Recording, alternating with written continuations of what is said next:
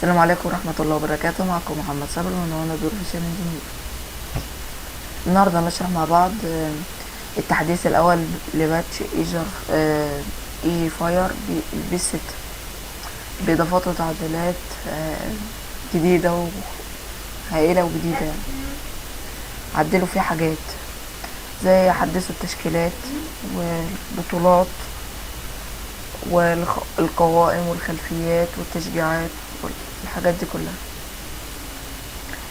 في الحلقة اللي فاتت اللي هي بتاع الباتش الأصلي قلت اللي هو بتاع الإقراف خليف. هو انت ممكن تضيف اي تعليق انت عايز. المهم هنخش في الموضوع على طول. نبدأ بسم الله.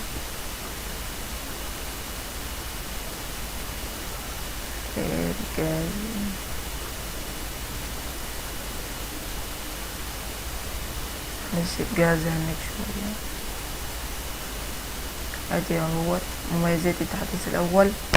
اضافوا 150 وجه جديد لفرق ابطال افريقيا والدوري الجزائري وابطال اوروبا، وتحديث فرق دوري ابطال اوروبا بالمجموعات الجديدة 2016-17. واضافوا 3 استادات جديدة: الكامب نو، سانتياغو برنابيلو، وسيناج بارك. اضاف هزيج وتشجيعات الزمالك 2016 اللي هي كانت في نهاية دوري ابطال افريقيا. واضافوا الحماس والحاجات دي كلها اللي كانت في نهاية دوري ابطال افريقيا. الذهاب والعودة اللي هو الزمالك ضد الصن داونز. وجرافيك جديد باللون الاحمر زي صورة سكرين جديدة. وعدلوا الكاميرا خلاها قريبة على اللاعبين.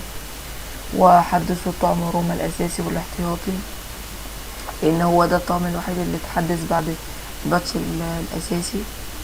وحطوا لكم رابط الفيديو الاساسي لو عايزين تشوفوه.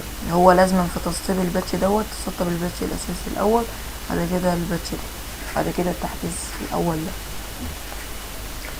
واوبشن فايل باخر الانتقالات.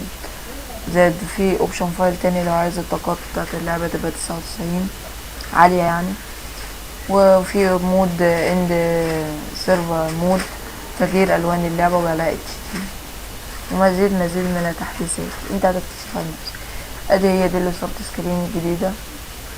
وادي محمد صلاح بس مخلينه باللون الاحمر. ادي الصور طريقة التسطيب. لازم يكون عندك الباتش الاساسي زي ما قلت لكم. هتحمل الباتش الاساسي اللي هو الاول، فك الضغط عنه وتنقل المحتويات اللي فيه. تاخد فولدر اللعبة بيس 2006 وهتاخد فولدر الاوبشن فايل، ثم تنقل محتويات في كونامي. او لو عايز طاقة العادية تاخد الاوبشن فايل العادي، لو عايز طاقة 99 تاخد الاوبشن فايل صاحب 99.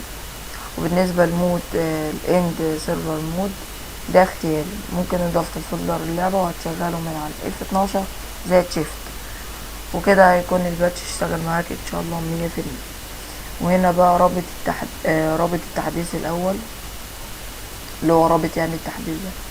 وفي اللي هو لو عايز يعني تحمل التحديث الباتش الاساسي تحمله منه.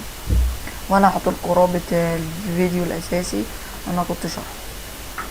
ودي كانت حلقة النهاردة، وكان معكم محمد صبري من وانا في سنتي.